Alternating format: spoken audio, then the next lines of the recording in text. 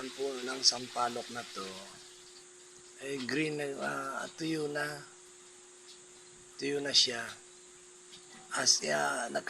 Tapos maraming dahon, ang mga dahon niya ay nakakandalaglag sa puno niya. Maraming walisina, mga nagtatrabaho sa tupad. Ngayon, ayan kita nyo, green na. Green na lahat. Okay, so naramdaman niya na yung ulang nakaraang 4 days na ulan. Naramdaman na niya. Kaya nagpagkaya siya into green. Next, mamumulaklak na siya, maganda. Maganda tingnan niya pag maraming bulaklak, maraming bunga. Maganda niyang tingnan. Yan.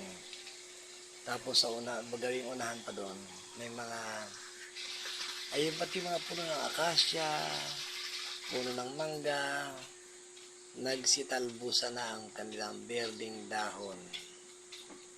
Ang ganda ng tingnan.